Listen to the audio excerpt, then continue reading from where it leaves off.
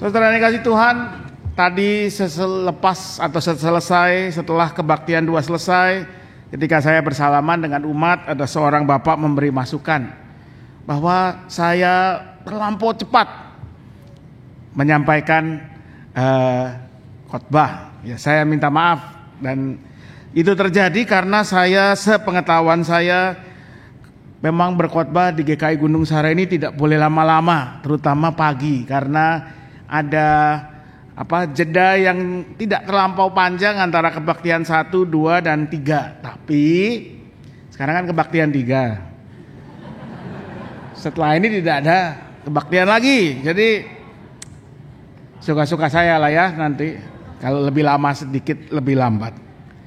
Mohon maaf sebelumnya. Nah, tema kita hari ini, sebagaimana yang tadi sudah dicantum di layar, di liturgi, adalah bahwa ketaatan sebagai pemberian Allah.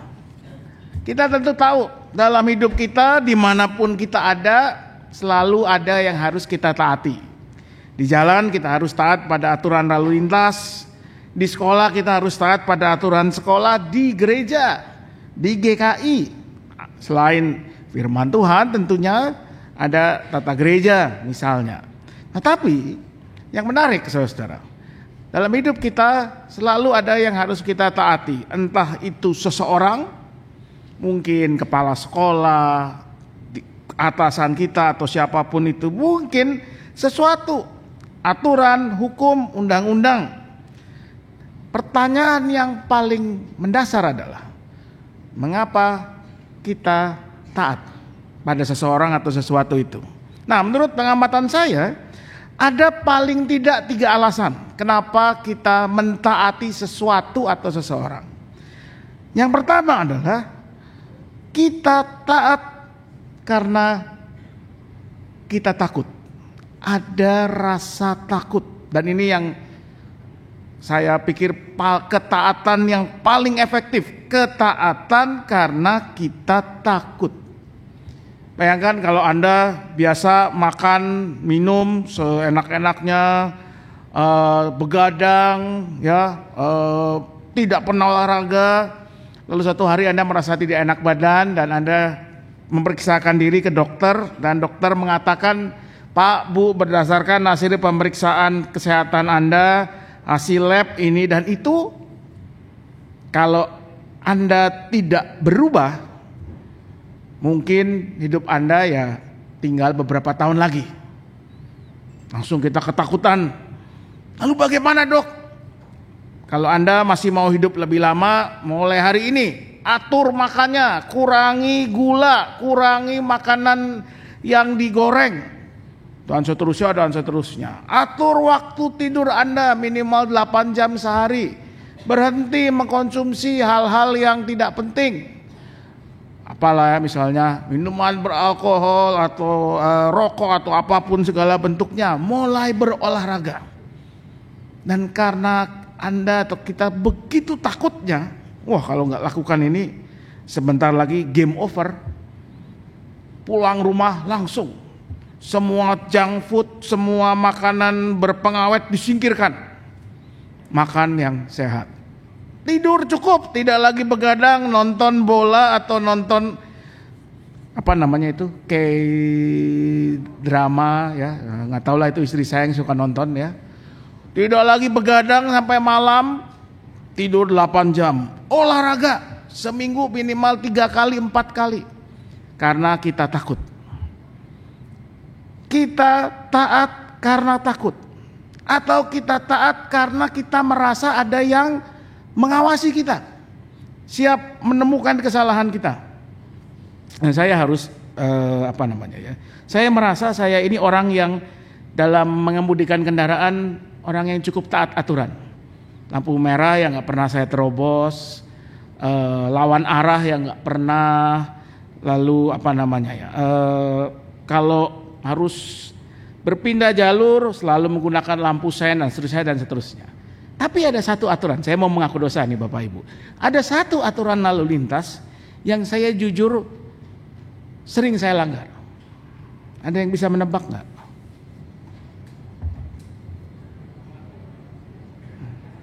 Apa kira-kira? Safety belt enggak, karena mobil sekarang cerewet. Kalau kita nggak pasang, bunyi terus, seakan-akan mobil kita mau meledak. Padahal sebetulnya nggak apa-apa sih ya, cuman berisik. Handphone enggak, saya malah dengan sengaja kalau ada telepon tidak pernah saya angkat. Kalau saya lagi nyupir, tunggu berhenti baru saya angkat.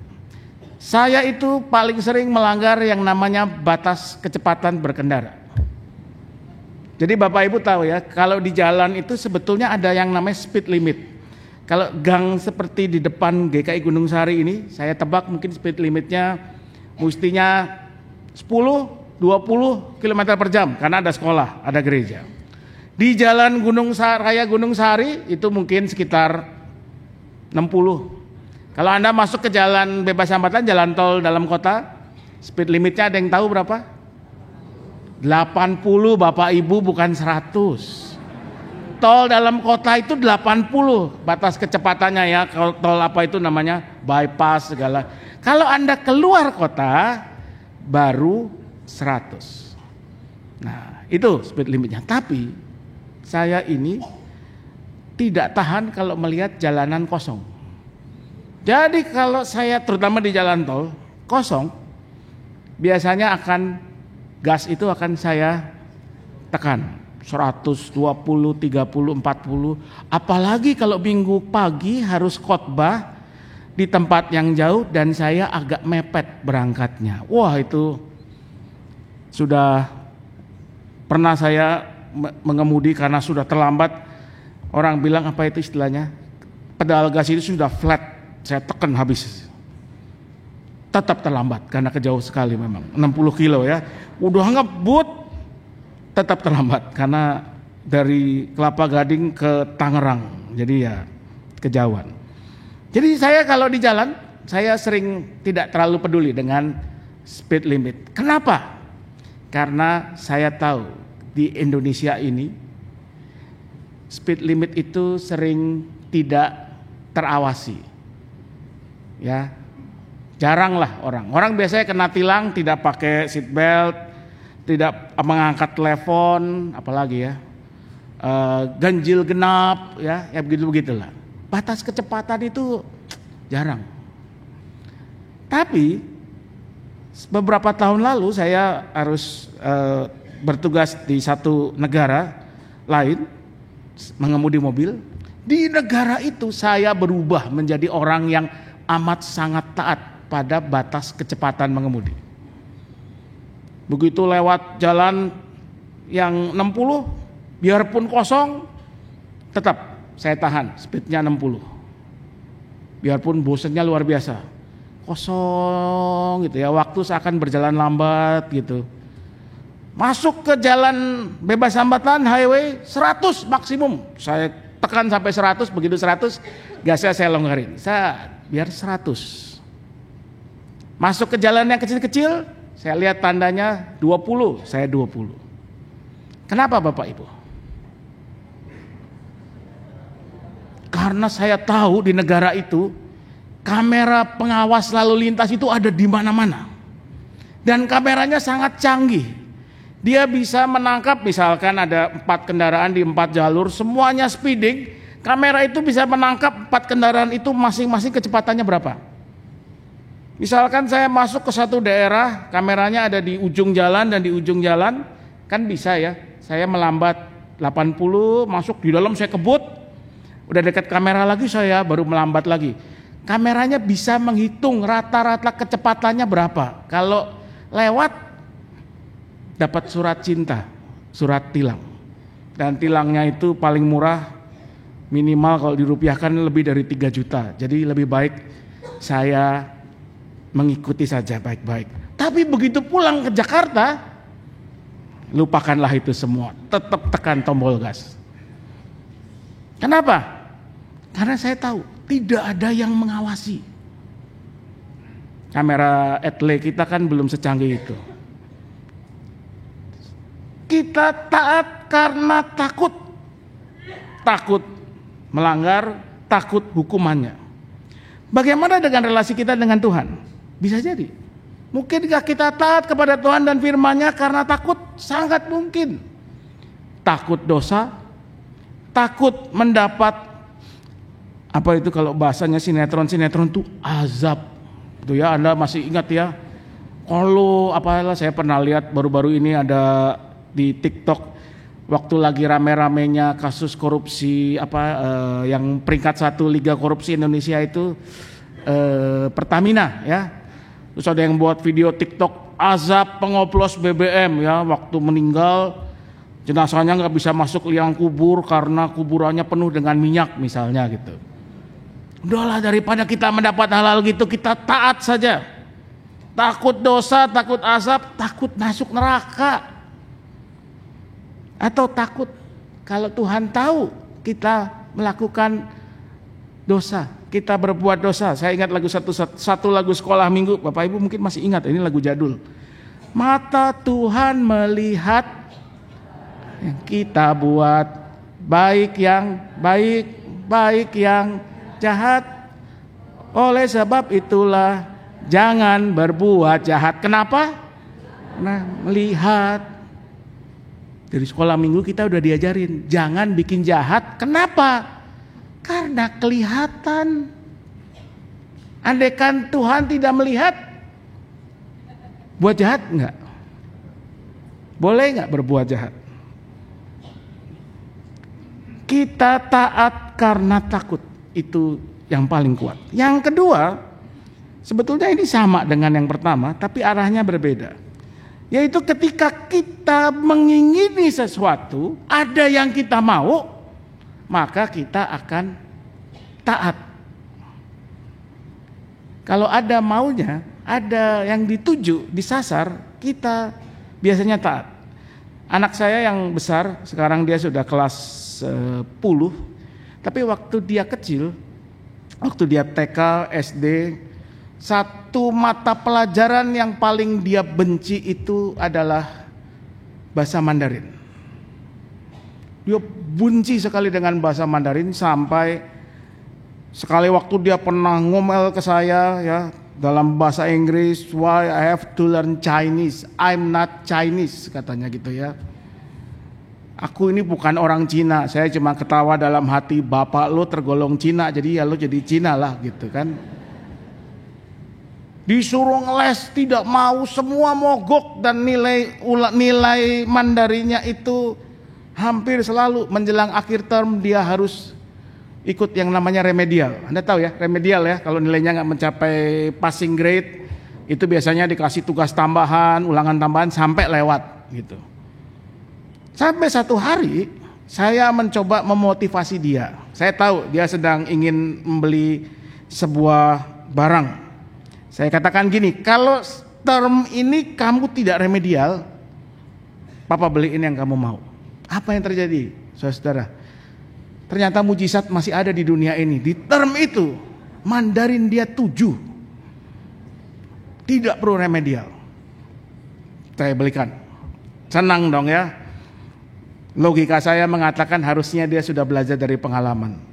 Tapi term berikutnya, karena saya tidak bikin janji apa-apa, remedial lagi. Kita taat biasanya juga karena ada sesuatu yang kita kejar, yang kita inginkan.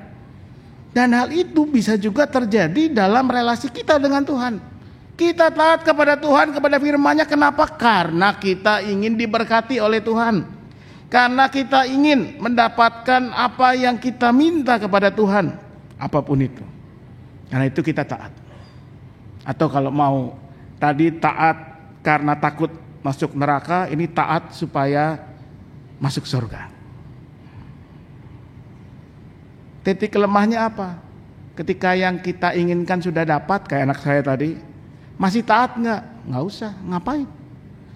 Tidak ada untungnya lagi.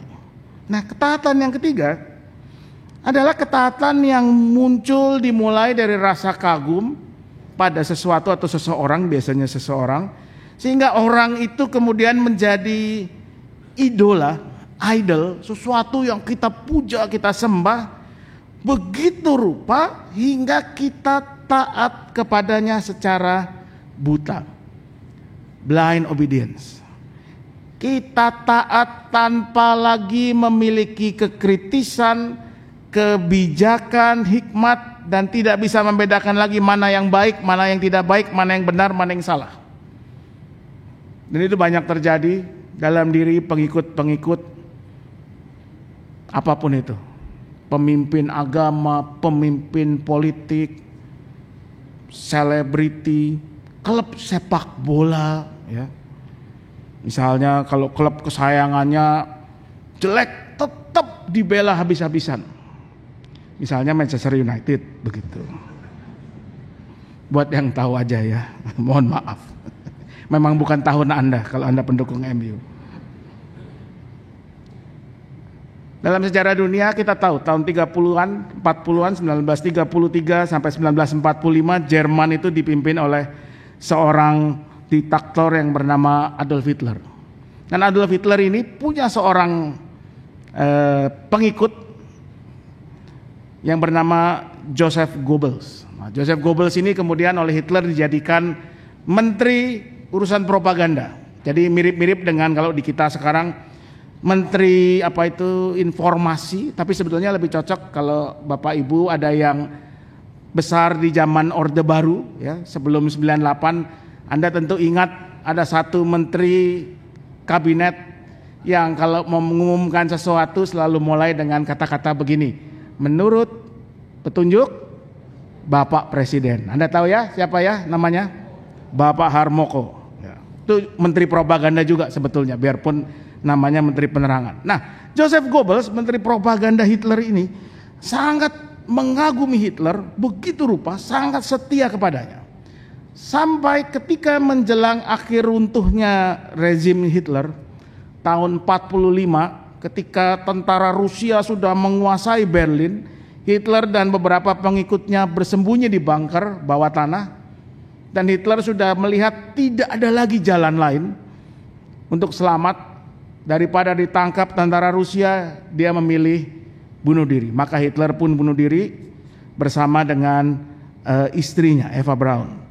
Nah, Joseph Goebbels melihat pujaannya, idolanya, pimpinannya Hitler sudah mati. Ia dan istrinya Mahda merasa tidak bisa lagi kami hidup di dunia ini, di dunia yang dimana tidak ada Hitler. Maka mereka pun juga ikut-ikutan bunuh diri. Tapi bukan cuman Goebbels dan istrinya. Mereka punya 6 anak. Saya lupa, ada yang laki, ada yang perempuan, kebanyakan anaknya perempuan. Dari usia belasan, 10, 11, 12 sampai yang berusia 2 atau 3 tahun. Apa yang Joseph Goebbels dan istrinya lakukan? Sebelum mereka berdua mengakhiri hidupnya, mereka suruh anak-anaknya naik ke tempat tidurnya di bunker Hitler. Lalu kepada anak-anaknya diberikan pil sianida supaya mereka juga mati. Jadi setelah memastikan anak-anaknya ini meninggal, baru Joseph Goebbels dan Mahda Goebbels bunuh diri. Blind obedience, ketaatan buta. Nah, lalu bagaimana dengan ketaatan kita kepada Tuhan? Apakah kita taat karena takut, atau karena ada yang kita mau, atau ketaatan buta? Yohanes 14 sampai ayat 23 sampai 29 memberikan paling tidak 3 insight, saudara. Yang pertama, ayat 23. Tuhan Yesus berkata, jika seseorang mengasihi aku, ia akan menuruti firman-Ku. Dasar ketaatan kepada Allah yang pertama dan utama adalah kasih. Tapi kasih yang seperti apa, saudara? Kita mungkin membaca ini mengira yang dimaksud adalah kasih manusia kepada Tuhan. Tapi jangan lupa, Alkitab bersaksi bahwa bukan manusia yang lebih dulu mengasihi Tuhan, tetapi Tuhanlah yang lebih dahulu mengasihi manusia. Roma 5 ayat 8 mengatakan, namun Allah menunjukkan kasih-Nya kepada kita dalam hal ini, ketika kita masih berdosa, Kristus telah mati untuk kita. Itu berita Injil, saudara. Ketika kita belum bisa mengasihi Tuhan dengan benar, dengan sepenuh hati, ketika kita belum bisa menaati kehendak-Nya, firman-Nya, ketika kita belum layak menerima kasih-Nya, Tuhanlah yang berinisiatif mengasihi dunia ini, termasuk kita semua. Jadi, dasar dari taat kepada Tuhan yang pertama, mengapa kita taat kepada Tuhan? Tidak lain dan tidak bukan karena kasih Allah yang sudah menyelamatkan kita. Karena itu kita belajar mengasihi Dia dengan taat kepadanya. Yang kedua, Tuhan Yesus melanjutkan di ayat yang sama. Jika seseorang mengasihi aku, ia akan menuruti firman-Ku, dan Bapa-Ku akan mengasihi dia, dan kami akan datang kepadanya dan tinggal bersama-sama dengan dia. Nah, kata tinggal bersama-sama dalam bahasa Yunani, dalam teks asli Injil Yohanes ini, digunakan satu kata yang menarik, yaitu kata mone. Dan kata mone ini, dia muncul hanya 2 kali dalam seluruh Alkitab, dalam seluruh perjanjian baru, yaitu di Yohanes 14 ayat 23 dan Yohanes 14 ayat 2. Yaitu ketika Tuhan Yesus bicara tentang rumah Bapa. Di rumah Bapakku banyak tempat tinggal.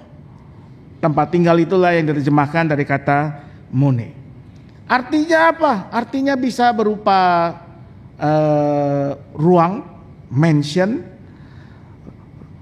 istana, ya. Bisa, tapi makna yang terdalam dari kata ini adalah dwelling place, tempat kita berada, tempat kita hadir bersama dengan Tuhan. Tempat di mana, kalau Anda ingat Yohanes 14 ayat 3, Yesus berkata, supaya di tempat aku berada, kamu pun berada. Dan mustinya inilah kerinduan semua orang yang percaya kepada Tuhan Yesus. Bahwa dimanapun kita ada, kita bisa merasakan Yesus hadir bersama kita. Ini bukan cuma bicara tentang nanti kalau Anda atau saya sudah menyelesaikan kehidupan di dunia ini di seberang sana. Tapi di sini pun, sekarang pun kita bisa merasakan kehadiran Tuhan. Kita ada, tinggal bersama-sama dengan Dia. Di mana kita ada, Ia ada. Mone tadi itu. Dan untuk bisa merasakan itu, maka syaratnya adalah taat pada firman-Nya. Sama seperti kalau Anda punya sebuah relasi yang namanya pernikahan. Mau menikah dengan siapapun, mau berapa lama pernikahan itu berlangsung, mau kondisi apapun yang terjadi dalam hidup keluarga Anda, susah, senang, kaya, miskin, sehat, sakit, syarat pernikahan satu, setia sampai maut memisahkan, seperti bunyi janji pernikahan. Syarat kita hidup dalam persekutuan dengan Tuhan Yesus adalah taat pada firman-Nya. Dan kenapa hal itu menjadi syarat? Karena yang ketiga, karena ketaatan kita kepada Tuhan Allah, kepada Tuhan Yesus bukanlah seperti ketaatan Goebbels kepada Hitler. Ketaatan yang buta, yang merem terhadap semua yang Hitler lakukan. Mau benar, mau salah, pokoknya saya junjung dan saya setia kepadanya. Tapi kita taat kepada Tuhan, kepada Yesus, karena Yesus sudah lebih dulu memberikan semua yang terbaik. Dalam bacaan kita dikatakan Yesus berjanji kepada murid-muridnya, penolong, Roh Kudus, Parakletos, Roh yang membimbing, menuntun, akan diutus oleh Bapa dalam namaku. Dialah yang mengajarkan segala sesuatu kepadamu dan mengingatkan kamu akan semua yang telah kukatakan kepadamu. Yesus menganugerahkan Roh Kudus-Nya sendiri untuk membimbing kita. Bukan cuma itu, Yesus katakan damai sejahtera, eirene, shalom, ku tinggalkan bagimu. Damai sejahtera ku berikan kepadamu dan aku memberi kepadamu tidak seperti dunia memberi. Ia menganugerahkan Roh pembimbing, penasehat, penolong dan damai sejahtera, ketenangan, keberanian dalam menghadapi segala tantangan dan pergumulan hidup. Itu yang Tuhan Yesus sudah berikan. Dan karena itu kita diajak, dipanggil untuk taat kepadanya, taat pada firman-Nya. Ketaatan adalah rasa syukur atas kasih dan anugerah Allah. Saudara ini kasih Tuhan, mari kita belajar hidup dalam ketaatan kepada Allah, bukan karena kita takut, bukan karena kita takut kena azab, kena segala macam yang tidak baik, atau karena kita ingin diberkati, tetapi justru karena kita sudah diberkati oleh Allah begitu besar. Karena Allah telah memberikan segala yang baik kepada kita. Bahkan Allah telah memberikan Yesus Kristus sebagai juru selamat yang mengajak kita untuk tinggal menetap bersama dalam kasih-Nya. Karena itu, mari kita belajar taat kepadanya. Tuhan memberkati selalu. Amin.